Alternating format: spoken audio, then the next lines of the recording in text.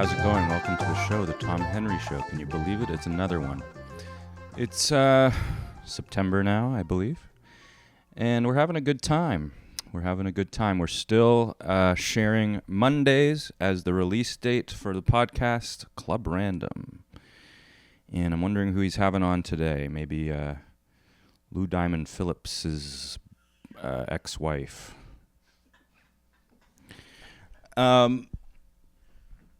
What else is going on in the internet? I like to sort of round up the internet. This is an amazing thing. You know this guy, Chris D'Elia. You know this guy?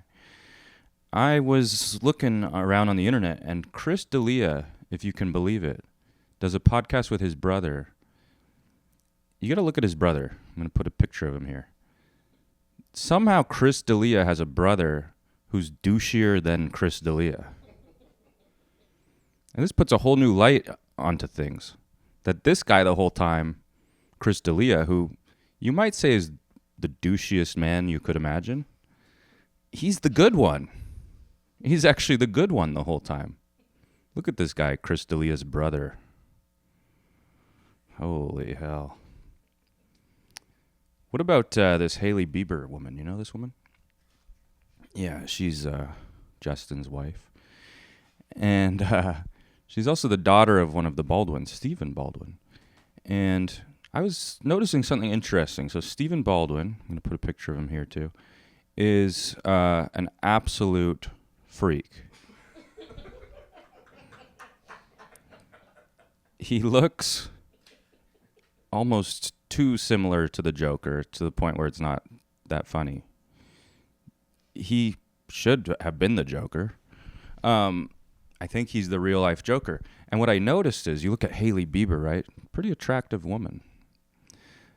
But then you look at Stephen Baldwin, her father, absolute freak, and looks kind of like Hailey Bieber. So try looking at Hailey Bieber and finding her attractive ever again. And I challenge Justin Bieber to the same challenge. Maybe while he's having a marital moment with her in the boudoir. Try not to see Stephen Baldwin's Joker-like face. That might be why he's on all those drugs these days. He may have seen it. He may have seen it and he couldn't go back, and he has to numb it out with drugs. I was listening to the Conan O'Brien podcast. You know this guy. He used to be a hero of mine, now just another podcaster.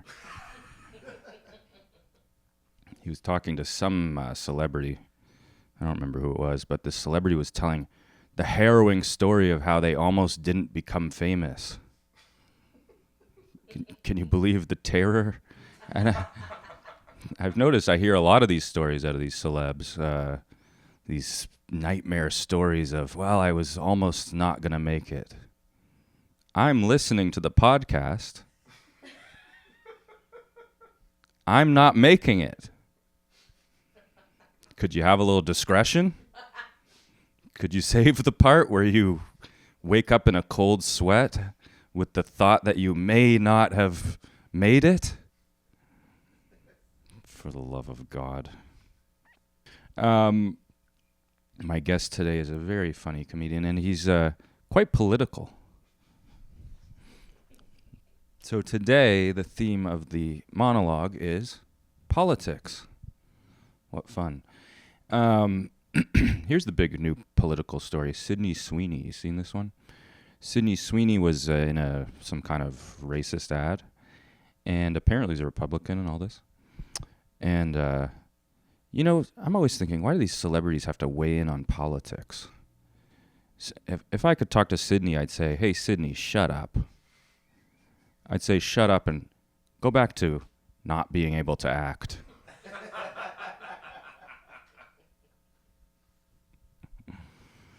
Oh, the guys are going to come for me on that one. The comment guys are going to be mean about that one. Hey, guys, I already know I suck, okay? Lay off. I'm living the story of not making it. I'm living it. About to turn 40.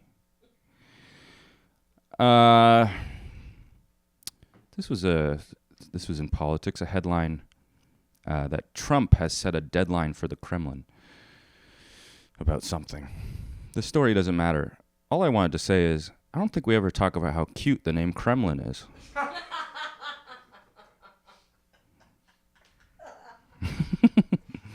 For such an ominous thing.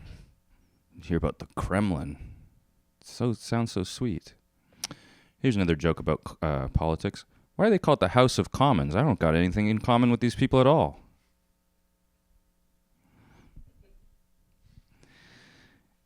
Canada Post is talking about going on strike. They just rejected another deal.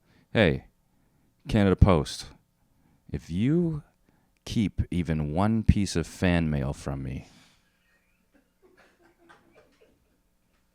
I'm going to go postal on you. Well, those were good. That's the end of that. I noticed, I have a couple stories from bars I was recently at. Quick ones. I was at a bar, and there was a guy on a date, and a guy and a girl. They were very close together. They seemed quite cozy. And the guy kept tasting the woman's drink. You know when you kind of take your straw with your fingers and put it in something and suction it and take a drip of it? He kept doing that to her drink. Possibly the most insane thing I've ever seen. That's it about that. Oh, I saw the guy again, actually, at the same bar with a different date. This guy's getting multiple dates with moves like that. It's simply unbelievable. And the world is crumbling. And that's the worst thing happening. That guy getting dates. Worse than anything happening. Here's another one. Well, there's a bar I'm a regular at. I won't say the name of it because, anyway, but there's a guy who's a regular at that bar, and he goes into the bar. He's of a certain age, and he, like some people who are of a certain age, sits at the bar and just stares forward. Because, I can agree that, we shouldn't all be looking at our phones, but if you're that guy, pull out your phone. Pull out your goddamn phone. Because also, anytime I say anything to anyone at the bar, he's darting his eyes towards it. He wants a piece of it. Mind your own damn business. And then when I'm not saying something, the guy's drumming on the bar. Non-stop drumming, all night drumming.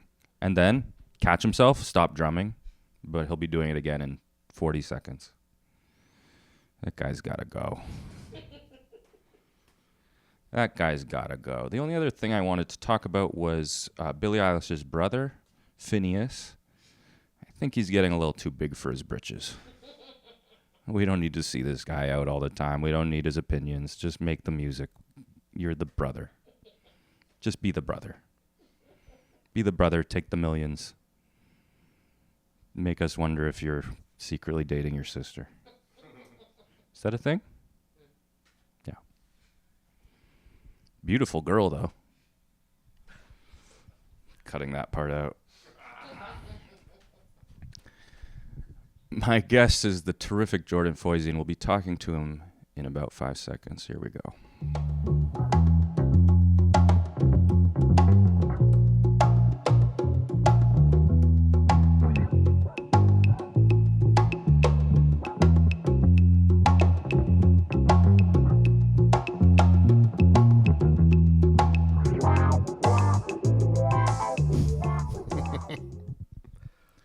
My guest tonight is a hilarious comedian, a writer of beautiful articles and essays, and the head writer of this hour's 22 Minutes.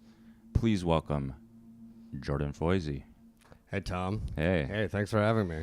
You're welcome. In 22 minutes, which I've been saying, by the way, is good now. It's true. We did it. I think that should be advertised. Well, it's tough because there's a guy. Well, actually, I probably should get into this. Let's just say there's a lot of people who have worked there for a long time. There's a guy. There's a guy who we can't tell it used to be bad. And we're off. Put that on the Patreon, please. For a special amount a month, you can hear Jordan get fired. He'll never watch this. Yeah, no. He's very busy with Thank other you. things. That Yep. there was like I got brought up on stage the other day, and there's these 21-year-olds in the front row, and the host is like, "The writes on 22 minutes," and then I was like, "You guys watch that show?" And I was like, "I'm gonna have an easy joke here, whatever." And the one kid was like, "Yes, on TikTok," and I was like, "Oh, Oh shit. oh fuck, thank you." Yeah. Oh fuck. You're like, oh, I got used to my embarrassment. Yeah, it's true. Now I have to be proud of it in front of people. My heart's swelling. Unfortunately, I'm making good work now. Yeah, I don't know how to debase myself anymore. All this pride. I worked there with you for a short amount of time, and I would describe you at the time as sort of banging your head against your desk most of the time. I get so animatedly frustrated. Yeah, and you were Yeah. kind of like, I'm not getting Yeah. that much on right now, and I said, well, I just got here, and you should write a Tim Hortons sketch. Yeah. And you did, and you came back to me thrilled, and you said, I'm on, baby. Yeah. And that is true. And now you're the head writer, It's true. So I have you to thank for this. and I don't see a dime of it. Well, but I also do you remember when we were really drunk and I asked you maybe the most vulnerable question I've ever asked anybody? You didn't ask me if I thought you were funny, did you? No, it was almost that. And God. you are literally the wrong person to ask this question. I went, Tom, do you think I'm mediocre? And then I think you went to the bathroom. Yeah, you're like, I think I need to make us some I drinks. think I left my watch in the bathroom. You don't wear a watch. Yeah, you're like, no, but other people think you're good. No, you were nice. But I do remember sometimes I think about that. I'm like, I think that was the most vulnerable question I've ever asked anybody. So thank you, Tom. And for the Tim Hortons joke. You're welcome for all of it, and you've now come so far that you don't have to write those anymore. I don't have to write the Tim Hortons anymore. Now I bang my head because I can't get them to make fun of Gaza or Dan Levy. That actually is true. Those are the two. Sacred cows. Those are the two sacred cows of Canadian entertainment. Yeah. And on this show, we're doing both. Oh, thank God. I like also the way you phrase it, making fun of Gaza.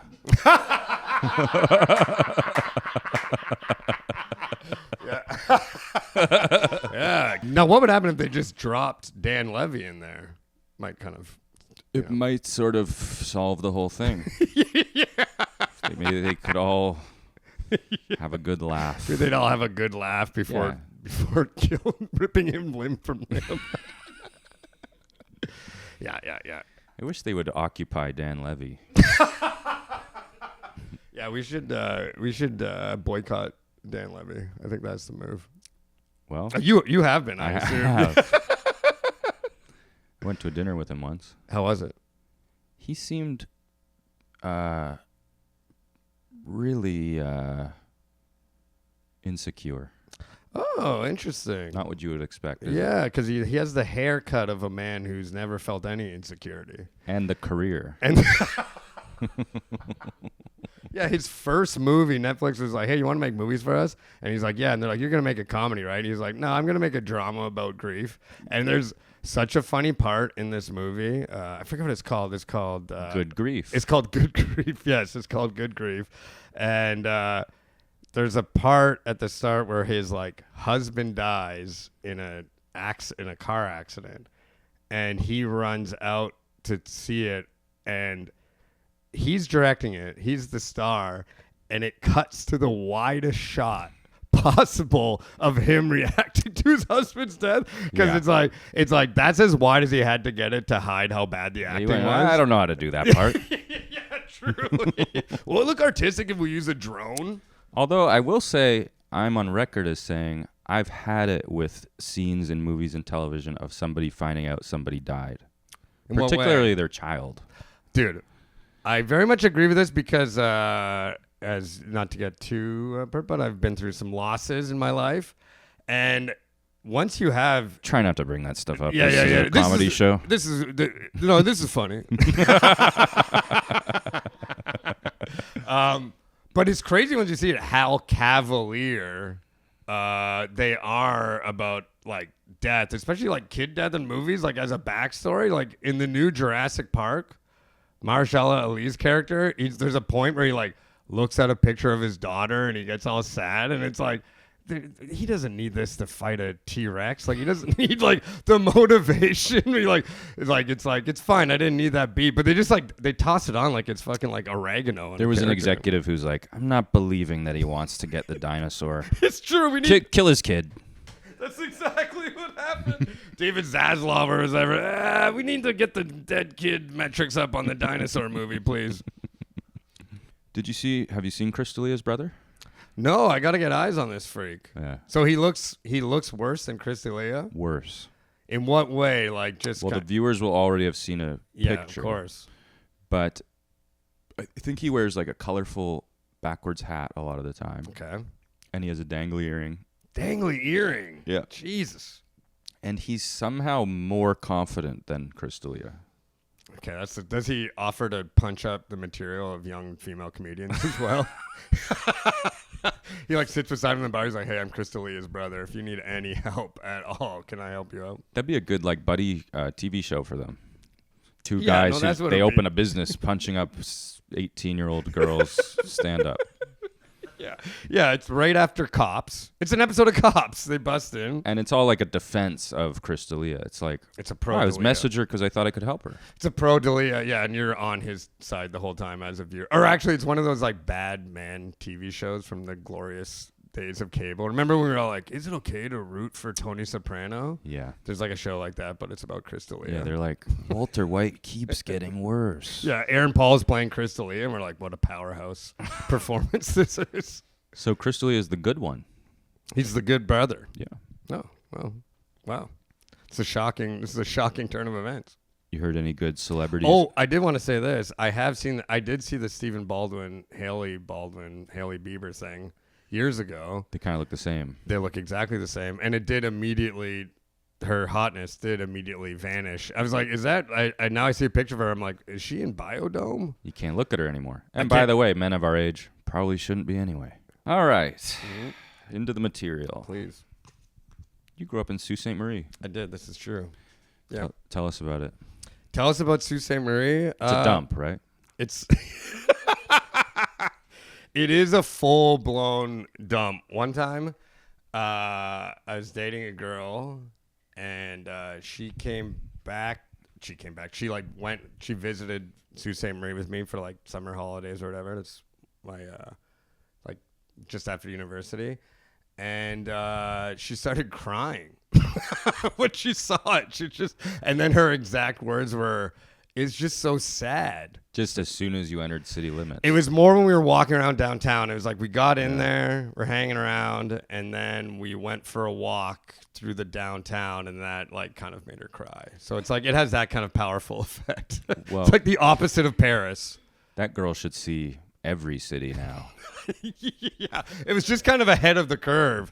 No, but but what's crazy now is if you think the city's bad, now you go to Sault Ste. Marie and it's still worse. It's worse.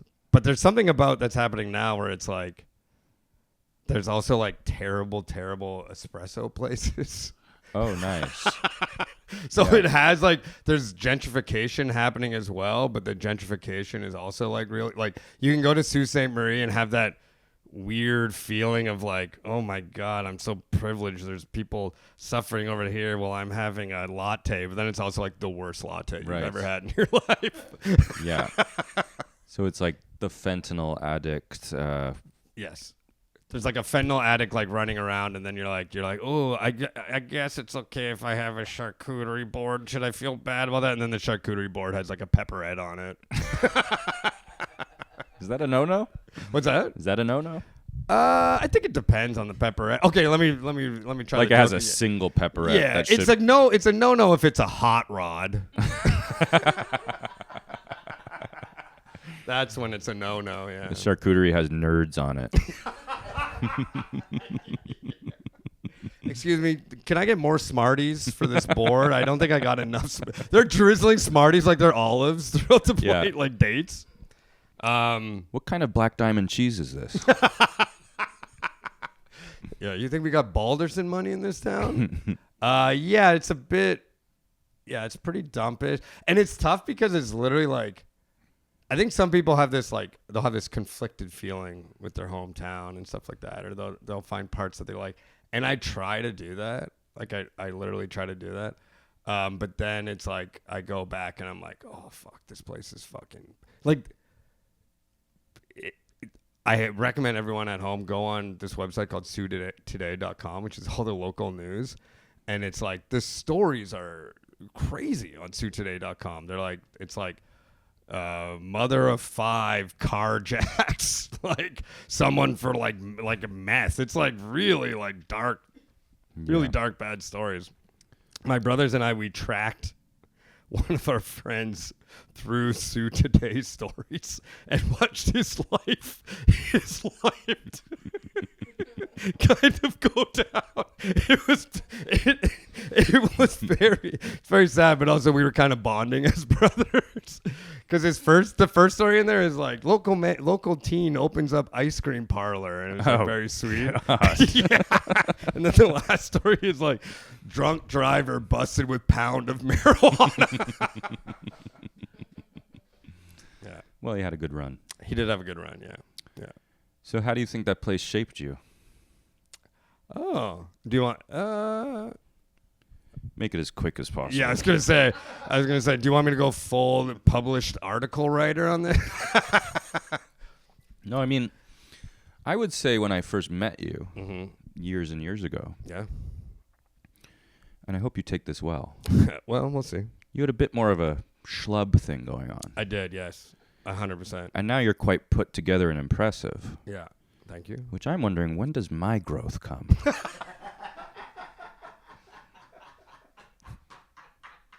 feel like we're going in opposite.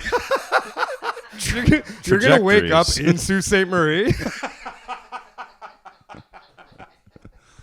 I'm 6 months away from opening that ice cream parlor. Hey, can you give me your friend's contact info? I just moved to Sault Ste. Marie, and I'm looking for a guy who has ice cream or a pound of marijuana.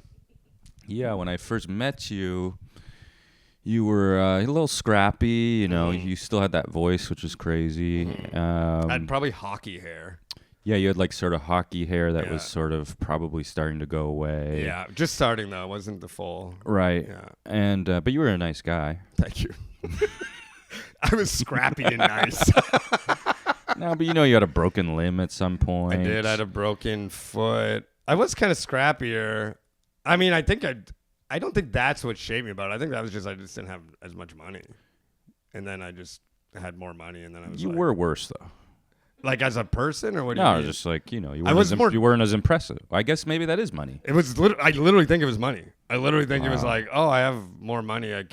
I'll buy like another shirt. We just got to the bottom of how to be a better person. It literally is that. I do think about that sometimes, where people are like, oh, you look different. I was like, I have more money now, and and I look better. It's crazy. Jesus. Although some people get money and get quite large. Yeah, that can happen. That's the one. You gotta be careful. If you can avoid that, you're sailing, baby. Yeah. Literally. But if you don't, that's the only thing, because you can get a little too gluttonous, I think. It's fun to, buy things. It's amazing. Like food. Yeah. Socks. That's what I loved buying. That was the first thing I bought, like willy-nilly. So like you were having trouble buying socks before? Yeah, I was just kind of worse than I thought. I was just kind of scraping. Yeah, I was real scrappy, dude. You really sucked. I was really scrappy. I was really nice, really scrappy, and I had to kind of collect socks. No, but it was like the most like I wouldn't like, because when you were like at that. I don't think when we met I was like at this level, but it was like the kind of thing where you're like, oh, I'm gonna buy pizza and I hope there's enough money on the debit card, kind of thing. And then once I had more money, I would just like buy socks whenever I wanted. That's where I kind of felt like good, where it's like nice cotton socks whenever I see what you mean. Yeah, like it was like the first like kind of like, oh, I can just do this now. I don't have to think twice about it. Yeah, and better socks do tend to be like maybe up to $7 a pair. That's what I'm saying. They're like I'd stop getting like Dollarama socks and Yeah. shit like that. Where it was I like, remember those big bags of socks you could buy that were yeah, and you know what? And you're always going through them, and you hope there's at least one pair that doesn't feel like bad on your foot. You're like, one of these has got to feel kind of right, and they all felt bad. yeah, like one that has the gray part in the right heel spot. Yes, exactly. But it's always to the side, and then there's that little like knot right there that fucks your foot up. Yeah. These, by the way, for the viewers, are about $7 Muji socks. Oh, Muji socks. I've never dabbled. I highly recommend. Cotton. These are Lululemon, and they're really comfortable. I feel like they're problematic in one way or They another. definitely probably are. Yeah. Yeah, they have a slogan on the bottom of the foot that says "Might makes right." That's the only problem.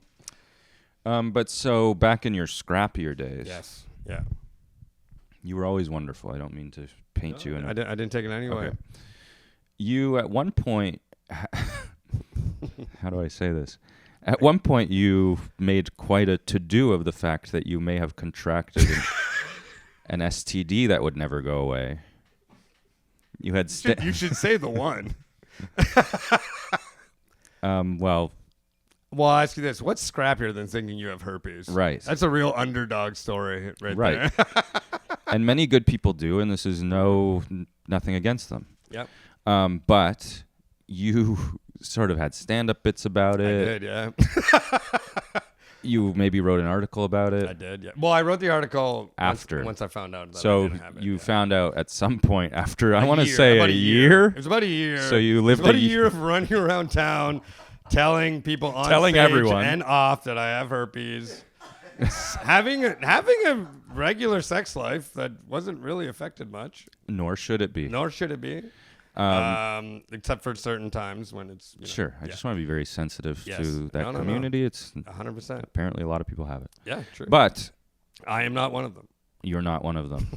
and I am and not congratulations. Well, it was funny because okay, ask your question, and then I do have an anecdote. I don't know if there was a question. So I thought I had herpes, and then it was like a year. I got this test, found out I didn't. Wrote this article about it, but then what happened after I put out this article that was kind of the experience, and this is quite common. Like I'll do this bit on I'll talk about it on stage. Sometimes people come up to me like a doctor will misdiagnose. Like it feels like doctors are a little too willy-nilly about the herpes diagnosis. So they're like, yeah, I think it's herpes. Don't worry about it. And then you're like, what? Which is kind of what happened to me. And then I did the test and I found out I didn't have herpes. And I wrote like an article about it. I kind of hate how much you're saying the word, which I didn't want to say. Yeah, I can change it. The herp? No, that's worse. That's much worse. That's much worse. But I Go on. I No, thought I let's- had it. Let's I thought I had not. it. Yeah, we don't. Tom, this is the stigma that really makes it I tough know. to Let's deal not with. stigmatize. We're not going to stigmatize it. It's I'll go okay. get it. Go get it right now. It makes you feel awful. But I wrote this article about the whole experience and for Vice, and then That is so Vice. it's the most Vice article I ever wrote. I thought I had herpes for a year, but I didn't, and this is what I learned. It was like, but they, and then for about, I want to say like 4 years after the article came out, I would get an email. I'd get emails from people being like, okay, so I have this big like sore on my genitals and the doctor said I have herpes. Do you think it's possible that I don't? And I had to be you became the ray of hope for anyone. Yes. And then I had to always extinguish the fucking hope. I'd have to be like, no, I think you probably do have it. You for had to sure. diagnose You actually do have it. But yeah, so many people from all over the place, and I'm gonna be like, what the fuck are you writing me for? I don't have it, you know. Well, I'd just like to say once more, it's a very normal and fine thing, and the only thing I found funny about it is that you thought you had it and you didn't, and you told everybody about it. It was a true self-own, and then I had to go, never mind. I had to do you know, people have to call up people when they get an STI and go like, hey, just so you know, we hooked up. I had to do the reverse of that. I had to call people like, hey, you know when we hooked up and I told you I might have herpes? Don't even worry about it. You don't even have to think twice about it ever again. Oh God, what a journey. Yeah, it was. It was a crazy journey. And I remember thinking, he's so brave for just talking about this on stage. Mm-hmm. It turns out you weren't brave at all. You were stupid. But Tom, let me ask you this. I mean, one man's bravery is another man's stupidity, really. Ah. Yeah, maybe not in this case. Maybe not. I think that's the big speech in Braveheart. Yeah, that's what it says. They could take our herpes, etc. We don't have to do that. I was talking to another comic. I won't say his name, and the same thing happened to him. But when it happened to him, he had never had sex before. So it was like, I was like, what did you think happened?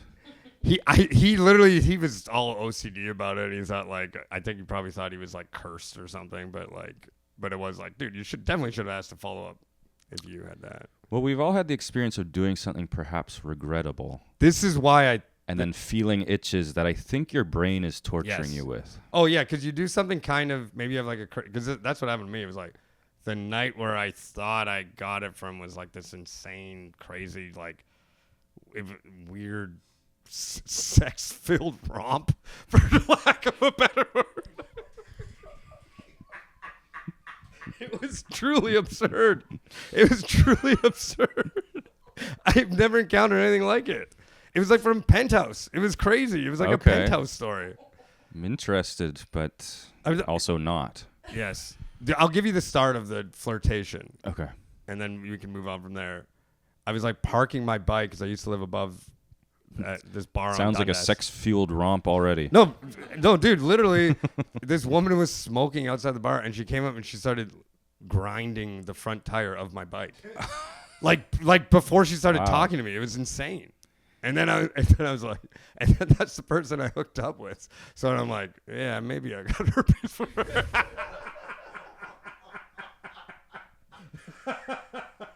It stands to reason. If anyone, Maybe she got it from your tire. This could be the problem.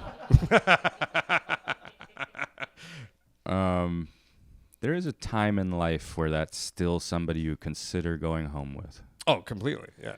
And thank God we're a little older now. Yeah. Well, I'm not so scrappy. You get enough money, you don't have to go home with someone humping your tire. Yeah, you don't have sex with the bike tire humpers for sure. That's what money does to you.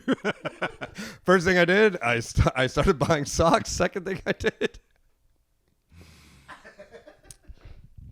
Let's go to one of our famous segments. Please. To get the hell away from this conversation.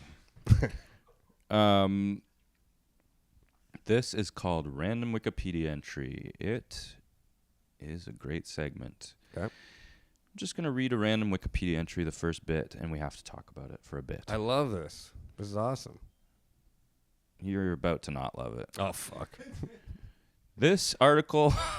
The herpes simplex virus. This article is about Chandrasekharapuram, okay, which is a village in Prakasam district of the Indian state of Andhra Pradesh. Okay. It is the Mandal headquarters of Chandrasekharapuram. Did you practice saying any of this sentence before? It's random. I've just seen it for the first time. Okay, amazing. Mundal in Kandukur Revenue Division. Okay.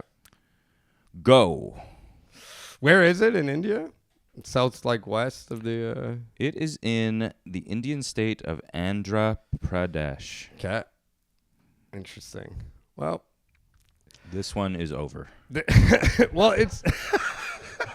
I do think it's about... I tried reading because I do think it's kind of crazy, like, how little we all know in the West about India. You know what I mean? You're going somewhere with this. I got to take. All right.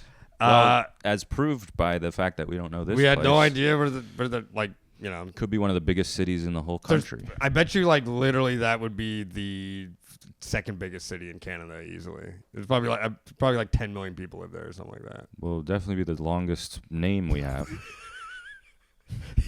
Yeah, I would have that going for it as well. But I do think it's kind of crazy how little we know about India in Canada. Even and there's immigration from India is so high right now, and even then we don't know anything about it. I think it's kind of. I tried reading one time. I read a book about it, but it's like, Well, la di da. yeah, I read about, but then it was mostly about the British and what they did. Right. And so I was like, oh, I still didn't really learn anything about India proper. See, So what do we know about India? We know they love Bollywood. we loved it, but also not. There's also more than one woods. Like there's Bollywood, but then I think there's More than one wood. Well, there's different film there's Like James Wood? yeah, there's James Woods. That's a section of the Indian film industry. He moved there after yeah, he was canceled here for saying And we let's should- just say the films are problematic. They're all about nuking Afghanistan. Yes, yeah. But there's I don't know what they're called, but I think there's also a sort of film scene in the South that a lot of movies are coming out. You really did read a book. I did read a book. Yes, I did. And then But Bollywood's got to be the big one. I think they're similar now. I could be wrong, obviously, because this is very. I wouldn't even say what I'm saying is All a right. fact right now. Well, what else do I know? I know about the food, but apparently that's just one little part of the food, right? That's true. Yeah. Yeah. But I do love that food. I do love that little part. whatever that little The food's part. amazing. The food's amazing. Yeah. Mm-hmm. World's biggest democracy. Really? Yeah. Yeah. I thought that was Israel. No, they only have 20 million people. Yeah, but they're the best at democracy. Yeah, they're winning. Yes, exactly. Yeah. Well, That might be it. So basically, what you're saying, we have a Wikipedia article that we don't really have anything to say about, other than we don't know anything about. which has been the experience every time I've done this. And when I dreamed this up, I was like, this is going to be great. Yeah. Because it is fascinating that there's, Well, how do you just hit random? there's a random button. Right. Yeah. Well, hit the next one. So let's see what happens. 2 in 1? Let's just see. Why not? Maybe it'll be. That's It's another. unprecedented. It's another. I City don't even in know if I'm India. allowed to do that. Okay. Yeah, do it. Let's do it. Goodbye, Chandrasekarapuram. Let's go. Okay. Let's book tickets. Okay.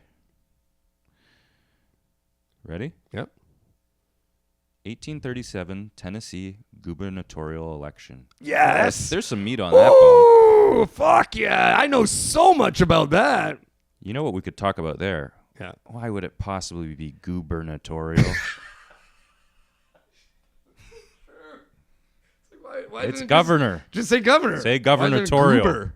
Where'd they get gubernatorial? Did they not know what the sound goober would do to a human brain? Like that, you hear goober and you're like, I can't take this seriously, people. Come on. Who do we got? Who are the opponents? I bet you they look awesome too.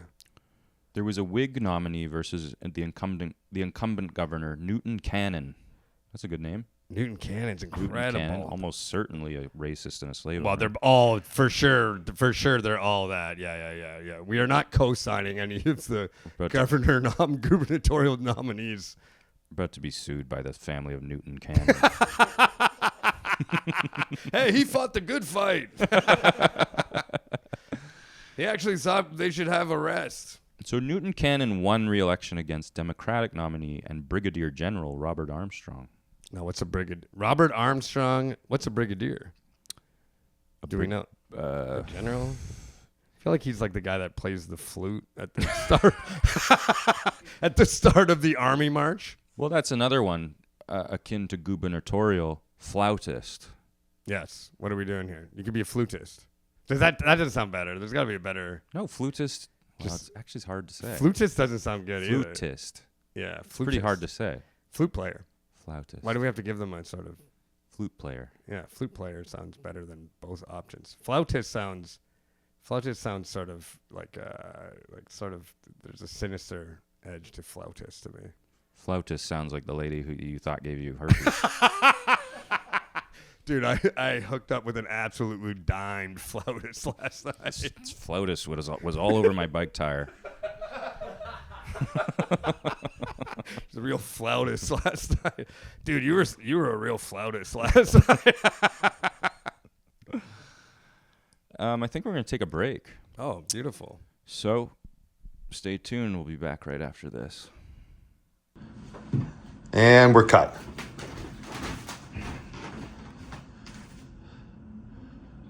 Oh, there's like a makeup person? You talk for your own if you want. Can I get the writer in here? Yeah. Yeah, Tom, hey, good work up there. You guys are killing it. Thank you so much. So you wrote these? Yeah, I mean, I thought you wanted to do some of the current... They're absolute shit. This is shit. This House of Commons thing fucking sucked. I know, I thought it Look sucked up for me? too. Look I'm up for me? sorry. You didn't really give me that much time last night. You texted me at like 3 a.m. I got all fucking week. Okay, well... Get out of here. You got it. Can I, Look up for me? I just... Okay, done. Okay.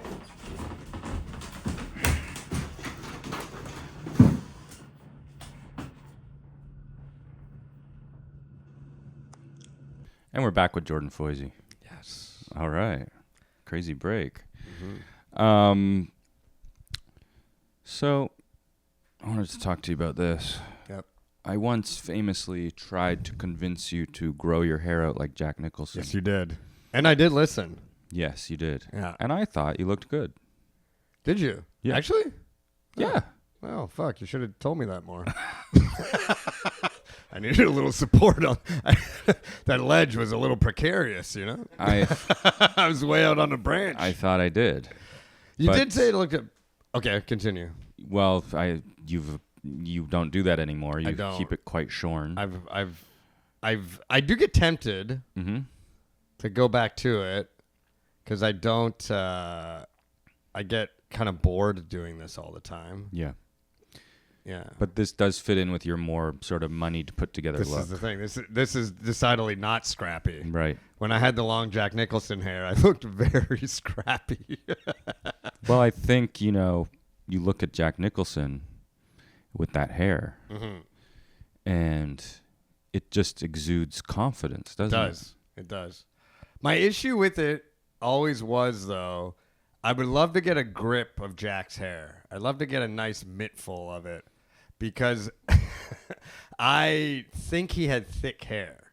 You think so? I think he has thick hair because, like, the hair that remains, like the actual, like, follicles. Because it's like, my hair was too thin. And so it was like, it never got that sort of...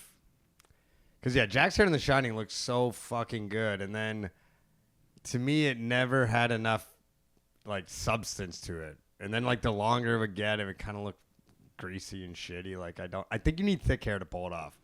I think that's the thing. Greasy is a problem with long hair in general. Yes, and greasy thin hair is really bad, and greasy thin no hair. It's kind of the three worst things you can describe about someone's Yeah. hair. Oh, what does Jordan look like? He's got greasy, long, not a lot of hair. He's got not a lot of hair, but the ones he has looks like absolute dog shit. Yeah. And he's got It's got bad socks. Yeah. But I did appreciate it because I like this look, but it does literally, like, it's just boring. Like, I get so jealous of people with hair, but because I'm like, fuck, it just looks fun. And what do you think of the new Turkish movement? I think it's bullshit. Yeah. I think it's fucking bullshit. Well, they say you'll probably never see another bald celebrity. Well, this is what I'm worried about. It's going to become a class signifier. Right. This is my concern. It's going to be like, oh, you bald, poor piece of shit. Yeah. Like, it's going to be a sign you're poor if you're bald. I think it's going to be like rich people are never going to be bald. And then, like, every garbage man in the world is going to be bald. You know what I mean? It's more hygienic. To be bald? Yeah, isn't it? You don't need a hairnet. Yeah, well, I don't think garbage men are wearing hairnets. I've never been like, hey, someone got hair on my garbage. I actually think I have this backwards. There's no reason a garbage man has to be hygienic other than for Yes. himself. For himself, for his own reasons. He But might have to but wear... we don't personally need the garbage people to be hygienic. No, in fact, I would prefer if they weren't. I want them to kind of already be garbage adjacent. Now, I tried a joke for a while that never worked, but I walked... Well, let's try it now. Yeah. That's what podcasts are Well, for. exactly. This is where we dump all the stuff that doesn't work in person.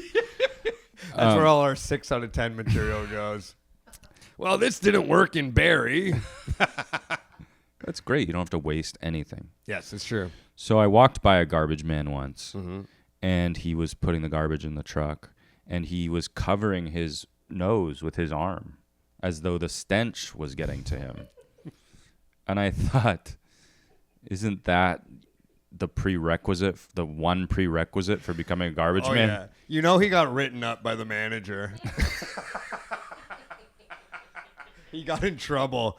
Hey, Jerry, the boss saw you covering your nose at 162. But some garbage is, worse than others. Smells worse than others. Yeah. Like that, I see that and I go the other way and I'm like, Jesus Christ, I feel bad for this guy. What's your least favorite smell? Oh. Can I tell you mine? Please. Vomit. Vomit's tough. Vomit is... Ooh, Yeah, I mean... Can I tell you another one? Please. Dead mouse. That's the worst smell. Dead mouse is the worst smell. Because it's a bit sweet. This is going to sound fucked up. It's almost like it has that gasoline thing going on it where you're like, what is that? But you kind of almost want to sniff. There's something about it. And then you're like, because as soon as it's a dead mouse, you know it's a dead mouse.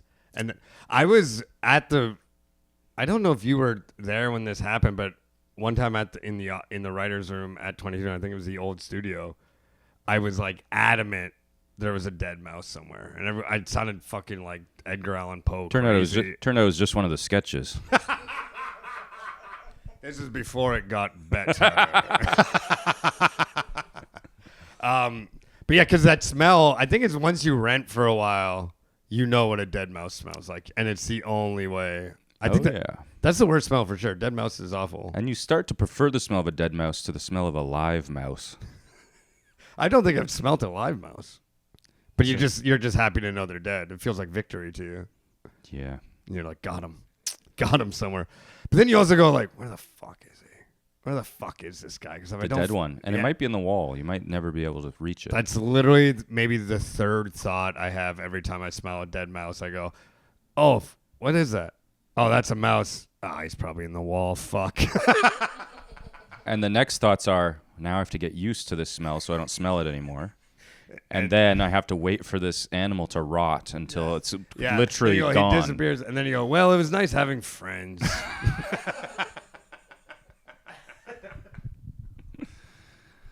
I have a few mouse. Currently? Yeah. It's fine. Not for me. Well, one thing people are worried about, and they don't exist. Hantavirus. That doesn't exist in Toronto. That's only in Calgary. And wherever Gene Hackman was from. Yeah, he's in the West. It's a West thing. He didn't live in Calgary. No, but it's West. It's West. It's West. Oh. But it's like that's a rare thing. But we're all afraid of mouse shit. Yeah. Because of that virus. But it's actually much good more for you. rare. Yeah, it's good for you. Yeah. Mix it in. My mice wouldn't stop fucking around in my oven and my stove. So they're popping in and out of the stove. Wait, they're popping in through the burner? Yeah. They're just begging for it. They just That want all- you to that do I'm the to crank fucking, it on? They want you to do like wacko, like it's like the carnival. Mice are so fast, there's no way you could hit one. God no. There's no way. There's no way. Although, I was at my friend Noah's place once. Yeah. You know him. Yeah, I've met Noah. He had a box of recycling in the kitchen. A mouse ran behind it. He kicked the box. Killed it. Killed it. Of course, Noah's killed a mouse. Yeah. Big, tall, beautiful Nordic freak. Yeah. Love you, Noah. This is why women like him. Oh, dude, women. They know he could kick a mouse behind a box if he wants to. He probably tells that to him on the. That's probably his Tinder bio. Once kicked a box into a mouse, killed it, and then they go, "He's solid and dependable. He can protect me." Yeah, it's like women are like, "Oh, Noah, he's so dependable." It's like he's tall. It's always that way. Oh yeah. And I'm 6 foot and half an inch. I do like. Oh, sorry. I'm just gonna say this. Yes. I didn't quite make the. You're not tall. I didn't make the tall part. Like you are tall. No, but I didn't make the automatically hot tall thing. Yes, you are not. You don't. You are tall, but you don't have that thing where it's immediately clocked. He's a tall guy. Tall. Yes. Yeah. I love making fun of. There's someone that I work with who's very tall, and I love making fun of all the women that work with him because they're always like, "Oh, he's so nice." He's so nice. It's like It's like, yeah, sure. And then I'm like, who's also nice? This ugly motherfucker who also works here. And you don't say shit about how nice that guy is. You haven't said one word about how nice the ugly guy is. Guy just shoveling the dead mouse. Yeah, Noah kills the mouse, but the ugly guy The ugly guy's got to pick it up. He deals with it. He's 5'4". And nice as fuck. They've never seen him. They don't even know he's there. They look right over his head. Which I also get. I mean, men do the same thing, but I just like always clocking it. I've never met a man who does that. But it's like, oh, that girl's really funny. And then you're like, is she funny? Or that girl's really nice. It's like, is she more nice or funny than anyone else? Or is she just hot and you're kind of just... I was kind of just trying to be sarcastic. Oh, It didn't fuck. land. Dude, I'm the wrong guest for your podcast. Oh, fuck. Is that what we're doing here? Do you think the ladies would like Netanyahu if he was 6'4"? He is tall. I think he is a tall guy. Oh. And yes. Well, he's... they should show him more in the full body shot. Right, yeah. Let's get a look at his... He might win some hearts and minds. I bet you he has disgusting evil guy calves. I bet you if you saw Netanyahu's calves, you're like, oh yeah, he's a war criminal. With the big veins. Yeah, he's got big varicose veins. They're like fleshy. Nothing wrong with varicose veins. Okay, there's nothing wrong with varicose veins unless they belong to the war criminal Benjamin Netanyahu. Yeah. If you want to sort of insult any physical attribute, put it on him, and then you're good. It's so true. You're like, look at that stupid fucking four-headed motherfucker. There's this one thing you can't actually make fun of because then gives him more ammo. There's one physical attribute you have to stay away. Well, let's move on from that. Yeah. Damn, it's like the sand trap of our conversation. More editing for me. Yep. Just kind of Google, just alt, do that delete where you just put the word Netanyahu in there. This is a segment I came up with Oh. because you work in Canadian politics. I do, yes. And so I figure you probably know something about it. I do. This segment is called, Is This a Former Canadian Prime Minister Mm-hmm. or a Guy I Just Found Out Requested Me as a Friend on Facebook? Okay, this is fantastic. Got it. Haven't looked at my Facebook in about 6 years. Yeah. You got a bunch of birthday wishes. Just looked, and there's a bunch of guys. Yeah. Okay, you ready? Yep. Charles Tupper. Prime Minister. He knows them. Yeah, that's going to be tough for you. There aren't that many. I know. Brian Kennington. Friend on Facebook. Damn it. He's good. Skitch Patterson. I'm going to say friend on Facebook, but also probably an alias of someone who wants to kill you. Could be both. Yeah, he's the Facebook guy. John Sparrow David Thompson. Oh. Prime Minister. Damn it. He's good. BB Bayswater. Baby Bayswater. So that's like a Facebook friend, but again, it's like a sort of. Were you friends with blues musicians? BB Bayswater? BB Bayswater. BB Bayswater? Is he playing at Grossman's Tavern? Fuck, you guys want to come see me, BB Bay? My mom was friends with him.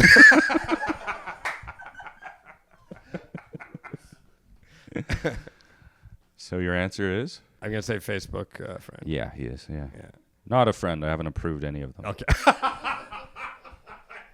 He just wants to make it clear. Well, I just looked today. Okay, sweet. I also saw many people I know and like. Oh, yeah, I do that. That I'll I go. seemingly have just been ignoring their Facebook friend requests for possibly years. Tom, I have this too. I literally have people. It's weird. I have people that I talk to in real life who have added me on Facebook, and I'm like, should I check in on them or something? Like, why would they do that? Do you think they carry it around with them? Like, he doesn't actually like me. He hasn't added me on Facebook. That's what I'm wondering. I'm like, why did you add me on? I thought we all agreed we're not doing that anymore. We're not on Facebook. President of CTV might have added me on Facebook, and I wouldn't know.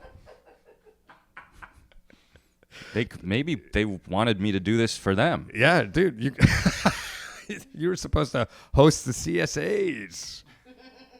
Okay. for hundreds of dollars. Yeah. Louis Saint Laurent. That is a prime minister. You're right. Mm-hmm. Demers Pierrette. Ooh, that's a tough one. That I'm going to say is someone who added you on Facebook and is nursing a concussion from the worst scooter accident in the history of Trois-Rivières, Quebec. You're correct. And this was the one person who actually didn't have a profile picture on their Facebook. So Oh, say the name again? Demers Pierrette. That checks out. You got to just accept that one. We got to find out about this person. Arthur Megan. That is Prime Minister. He's good, folks. Now, this one I think might really fool you. Mm-hmm. Tanner McCoolman.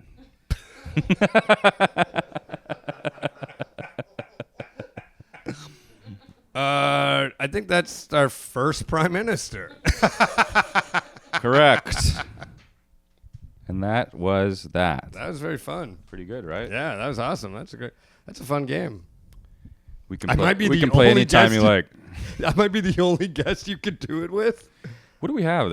I was looking at the list. There's It's very short. There's only 14 prime Because ministers. there's no term limits. These motherfuckers are like that Arthur Meehan guy. It's like there's a whole run when him and Mackenzie King are like bouncing back and forth of being prime minister. Silly little guys. Yeah. Yeah. What a stupid country. Oh yeah. No, it's true. You start seeing these names and you're like, Charles. We were run by Charles Tupper. What do you think of this Carney guy? I think he probably sucks. Seems like he kind of sucks, and he kind of played everyone. I will say this: what always blows my mind about Canadian politicians is how far like a dollop of charisma will get you.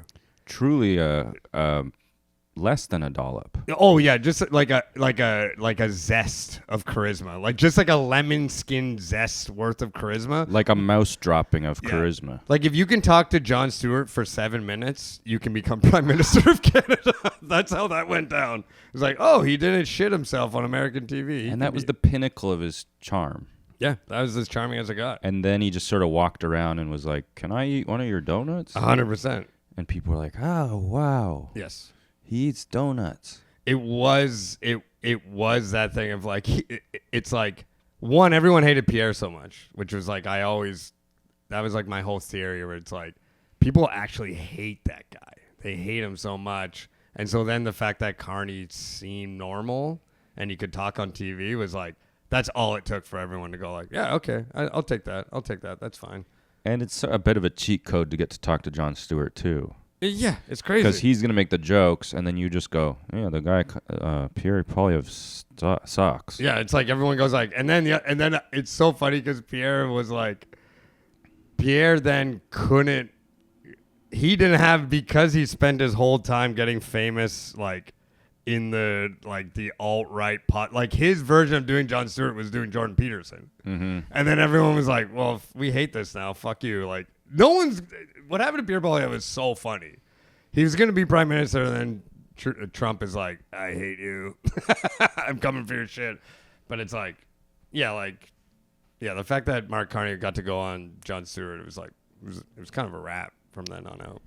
And why was Jon Stewart helping this banker guy? Well, because, he's that's the funny part about it. It's like, oh, because was the former Bank of England governor. He's the former Bank of Canada governor. He's he's a powerful, influential person. And we all kind of appreciate that. If you're like a Jon Stewart, you think that's cool? Canada loves being Canada is a branch restaurant of a franchise, and we love when the manager seems like he's cool. Like that's what Canada is. Canada is like a newly opening Jack Astor's, and we just want like a really good manager who's gonna show up and kind of tell the dishwashers to stop smoking pot. Like that's like that is like truly what Canada is. We love somebody who goes like, okay, everyone, now we're okay, straighten up. Like that's our shit. We're a franchise restaurant, and we just want a good like store manager. And then he sort of goes for a beer with them first night Yeah. Oh, he goes for beer. and never again. Never again, but that first night, it's like, and everyone's like, "Oh, this is gonna be fun," and then pretty it's good. like, "Weren't we supposed to have dental?" Oh, maybe we should work harder. Yeah, 100%. That's like the whole. That was like the whole pitch. He's like, "Oh yeah," he said he was gonna give us like pharmacare and shit. And no one was gonna get laid off, and then everyone gets laid off and stuff. But, Well, I'm going to go on record saying he's a loser. Mark Carney's a huge loser, dude. He likes Down with Webster. Oh, God. I didn't even, Bob. I'm sorry.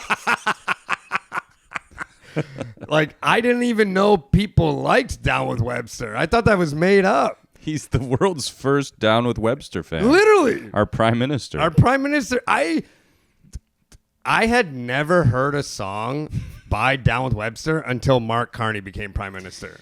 But interestingly, I had the same experience. I went to high school with a guy from Down with Webster. And by all accounts, they were a huge band. But no one had ever heard of them or knew their song. It's shocking. I do think it's generational because I do think they were the last Much Music band. Like, they're the last band that Much Music ever made famous. I do think that's true. But literally, when he won the Liberal leadership and he was walking up and this song started playing, and I was like, what is this howling of the damned? Like, what is this song? It sounds like voices trying to escape the eternal torment of hell. And I was like, oh, it's Down with Webster.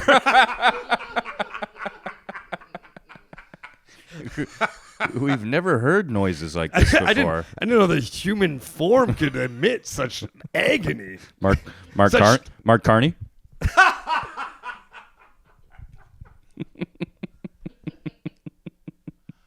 I've never. It's funny to imagine that Canada has a really shitty version of the Illuminati. It's just Down with Webster? Down with Webster's there. Like they have Mary Berg is there.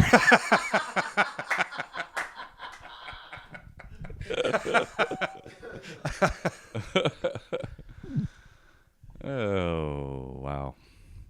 Maddie Matheson, probably. Oh, Maddie Matheson's there for sure. For sure. That fucking guy. Definitely don't like Maddie Matheson. I feel like we're insulting everyone on the couch as best friends.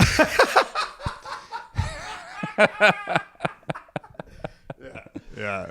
Oh, well, there goes my... No one has to know who's on the couch. Oh, fuck. I'm never going to get to be on Maddie Matheson's prank show. I think it's a sketch show. It's a sketch. Oh, he gets a sketch show.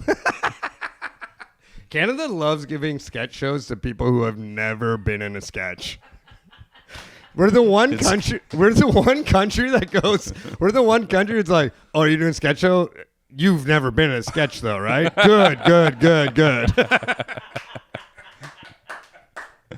We actually find it's better. Which is crazy because there's that whole thing where we're like, oh, we invented sketch. We love SCTV, Kids in the Hall. Look at all that rich history. Yeah. And then you got Jan Arden. The amount of times my friend, like, we both have this, we're like, you'll have a friend and they're like, oh yeah, I'm working on a show.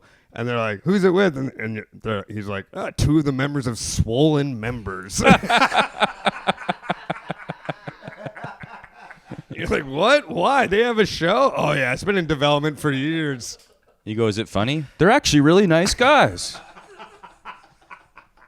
Yeah, it's kind of like The Bear. Well, sir, Well, I have one final thing. I can't wait. It's the famous new questionnaire.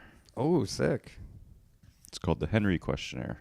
Was this an offshoot of the Actors Studio one? It's a replacement because I got sick of doing that one. Okay, perfect. And soon I'll get sick of this one and Perfect. write some other ones. It's pretty easy to write. What will be the name of that one? Henry 2. Okay, perfect. What do you normally eat for breakfast? Oh, cereal. But I like fancy cereal because I have money. Because of the money? It's literally called Jordan's. Oh yeah. Yeah, you've seen that? That's nice stuff. It's nice cereal, and but I do have a little stupid like little boy thrill when I look at it in the morning. I go, Jordan for Jordan. Yeah. Unavoidable. Yeah. Yeah. I still, every time I watch a movie and the character's name is Tom, I get really excited. There's a little thrill, right? Yeah. Yeah, it's nice. Yeah. And what kind of milk you put in there? We're a coconut milk household. Yeah, okay. Because my partner, friend of the show, Allison, is a non-lactose person. Yes, and eats like a small rodent. Yes, she does. Can't confirm. I did literally watch her eat tinned mussels today.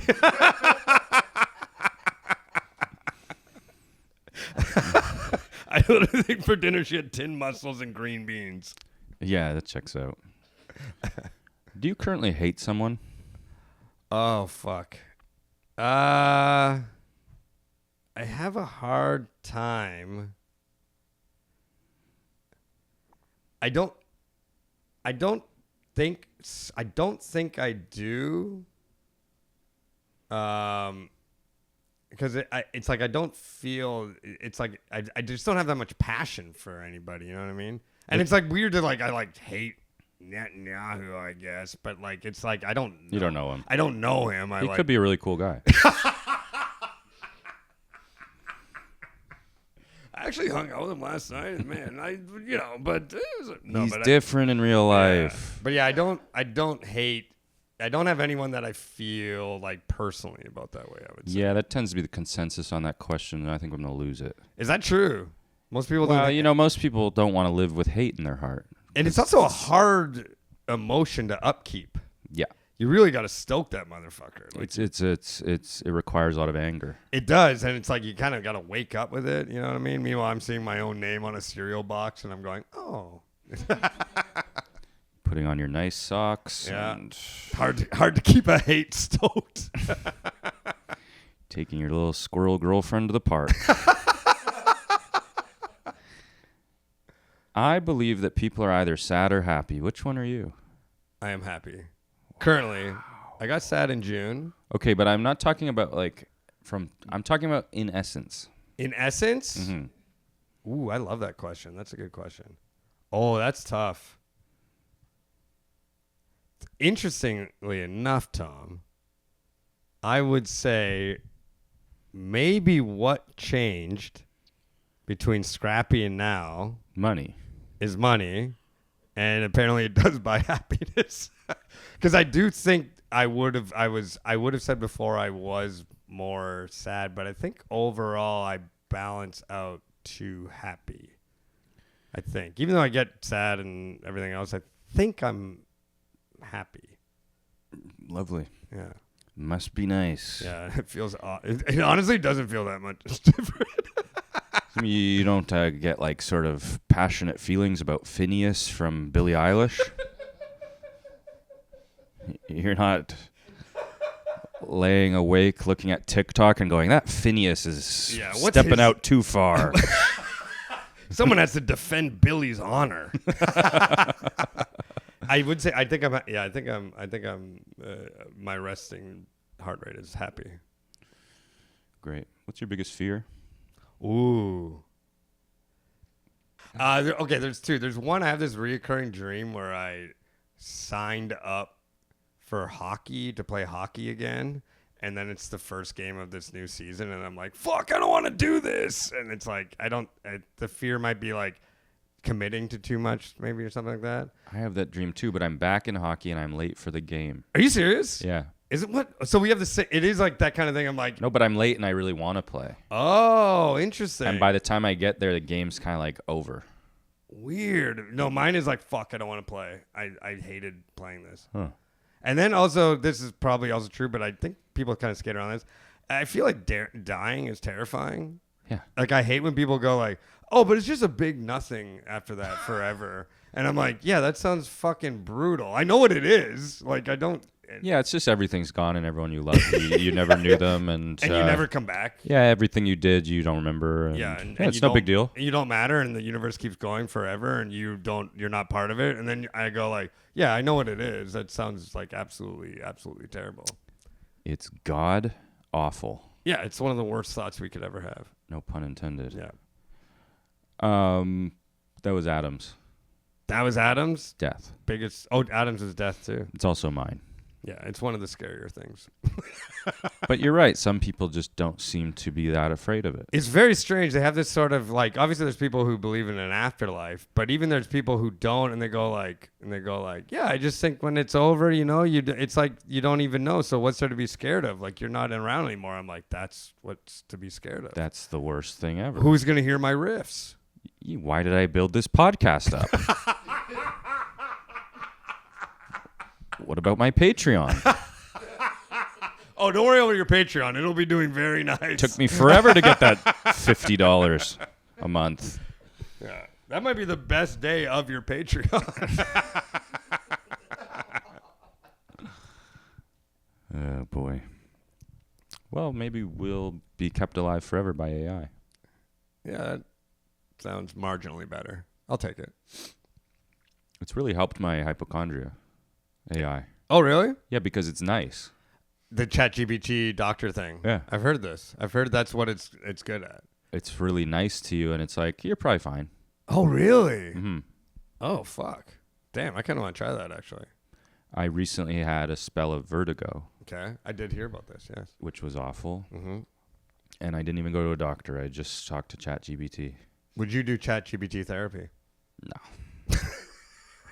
It's the saddest thing currently happening on Earth. My ChatGPT therapist says I'm funny. It says what I do for the world is important. What's the most physical pain you've ever been in? When I broke my foot. That was back when you were scrappy. When I was scrappy. When I scrappily broke my foot on Miguel Rivas's foot, jumping on it, playing basketball. That was pretty bad. He does have a big oafish foot. Yeah, it was everywhere. I couldn't avoid it. It's like trying not to land on a helicopter pad. Say something controversial. Ooh. I think one thing about Israel-Palestine is that we're really finding out that good musicians are cynical pieces of shit, and it's the bad ones that have all the right takes. Like, it's like Tom York's like, well, it's kind of a complex situation down there, and I don't want anyone to think that what they're doing is wrong. And then Dave Matthews is like, free Palestine.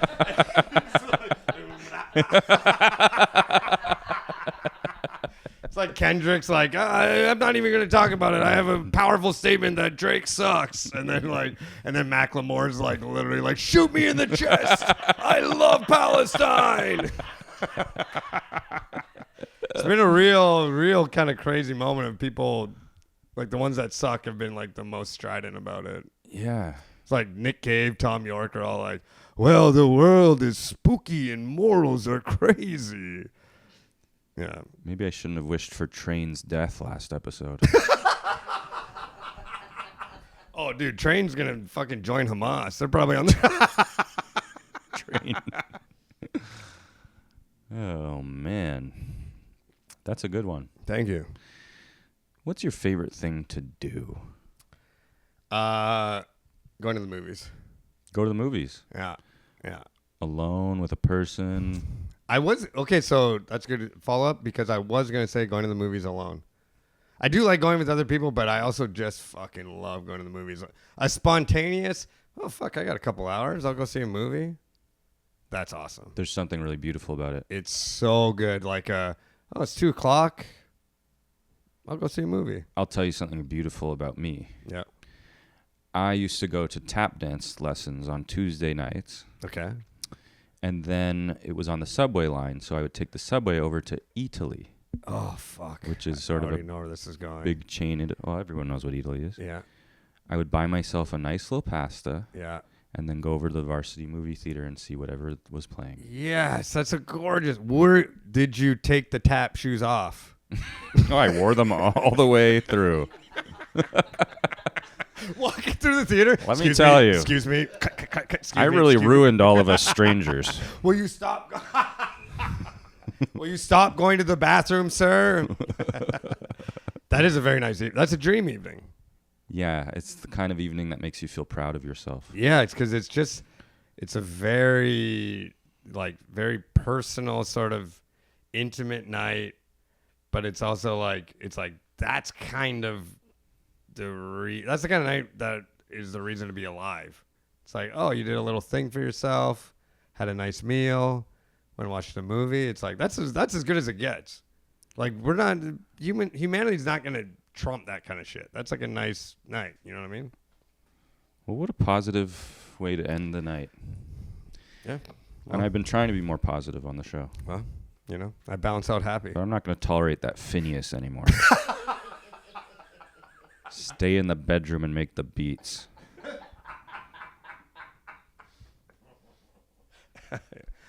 Thank you for being here. Thanks, Tom. It's fun. Thank you, everyone. Take yourself to a pasta and a movie, would you? Please. And a tap dance lesson. Good night.